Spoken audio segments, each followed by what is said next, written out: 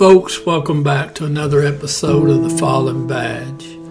Today, the murder of Deputy Jerry Ortiz, Los Angeles County Sheriff's Department, California.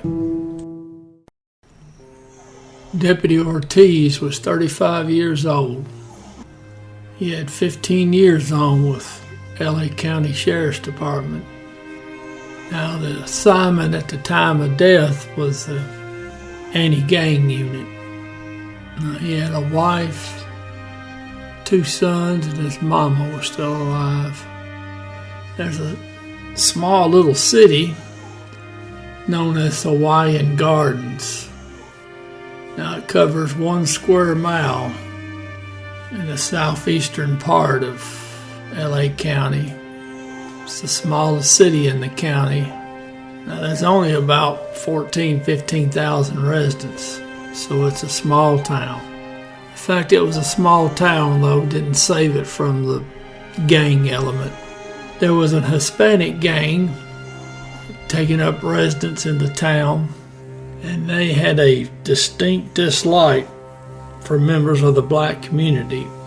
If you were black, they were going to target you. Now, their aim was to run anyone who was black out of the town of Hawaiian Gardens. And they were very violent, shootings, beatings. Now, it's June 20th, 2005. There's a fella, black man. He's going to help a friend of his fix up his house there on a nearby street. Now, unfortunately, this area belonged to this gang, or at least they staked a claim to this. And as you know, I'm not going to mention the gang by name because I'm not here to promote gangs or gang violence. So the name of the gang will be in the resource material.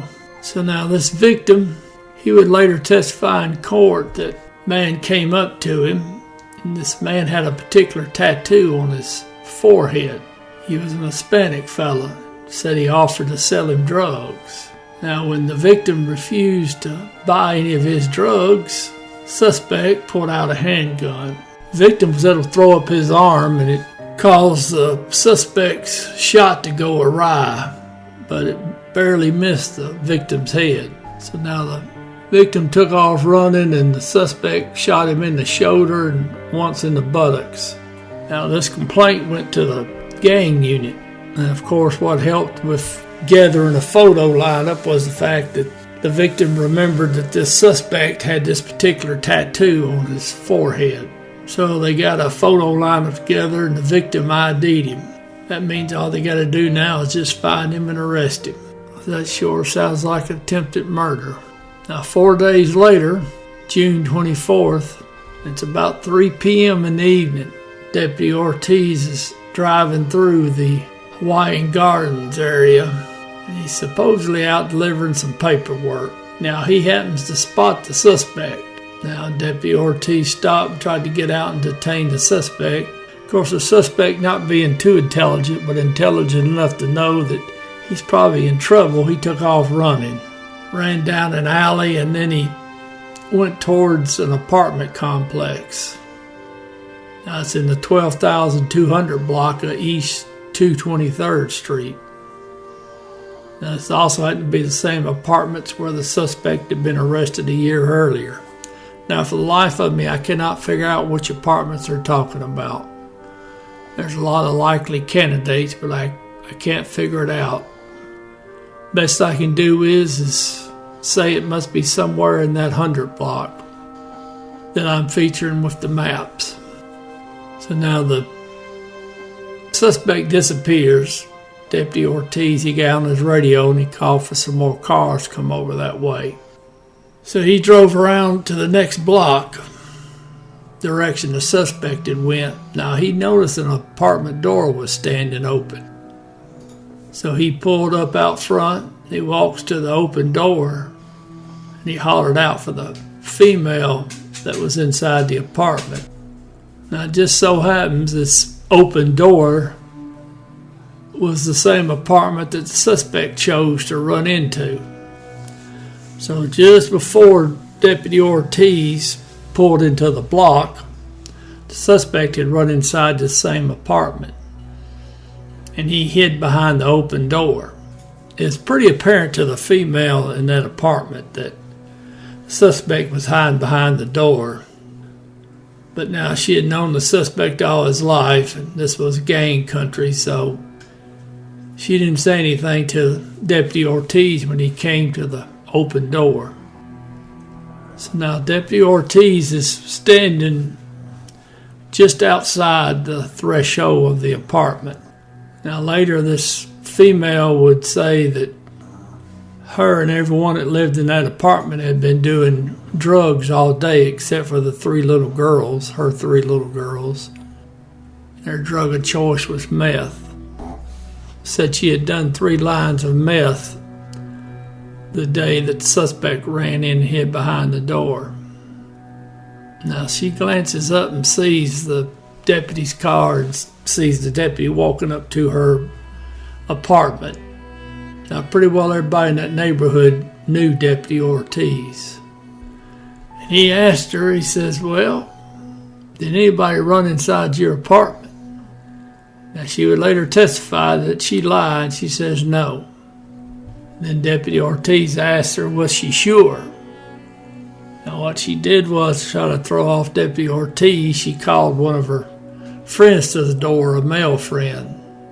She was thinking that, okay, Deputy Ortiz could see him and check his ID and maybe he'd go on and leave. Now it was right after this that suspect fired off 1 round from the crack in the door. And that round hit Deputy Ortiz in the head. According to the female, the suspect then looked around the door to see if he'd actually hit the officer, and he had. And the suspect, he takes off. He runs down about 3 doors down, and he hides in another house. Now that shot to Deputy Ortiz was pretty well point blank range, so within 2 foot.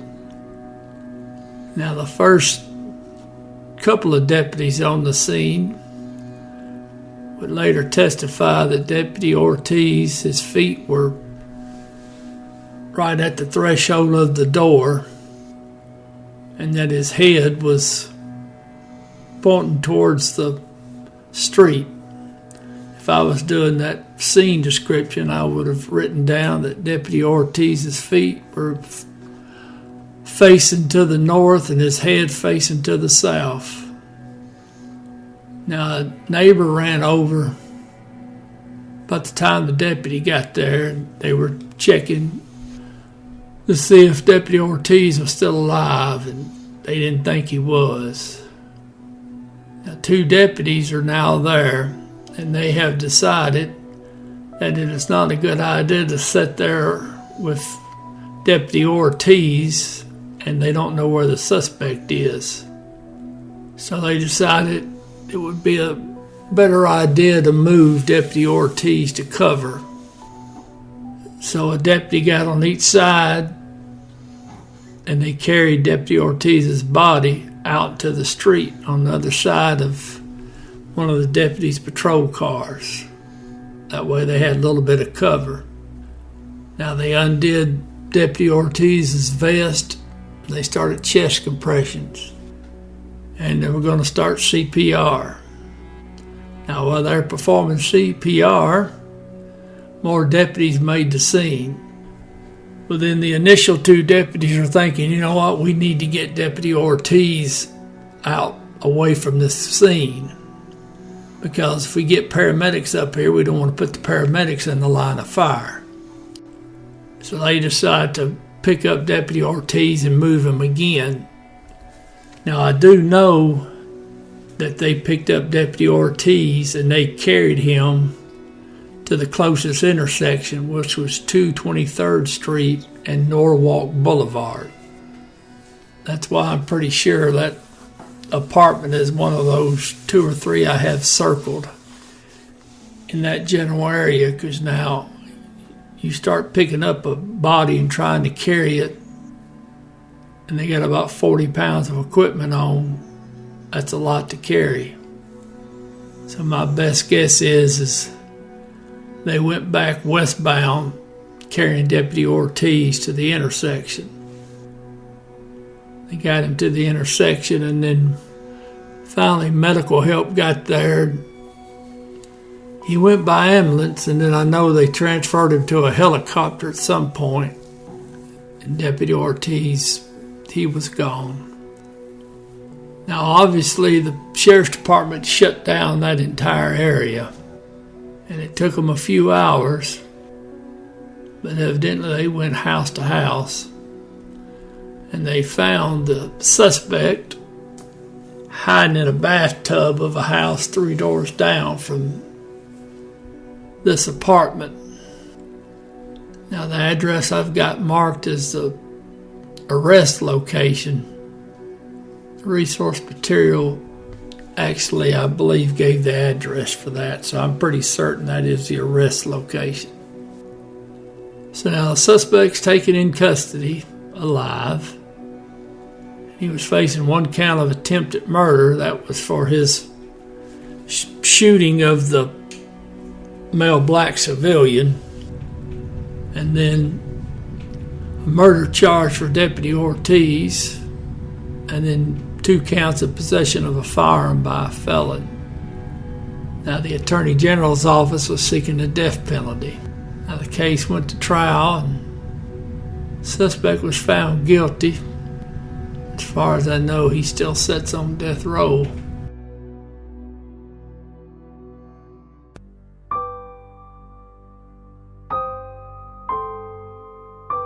Deputy Jerry Ortiz. End of watch, June 24th, 2005.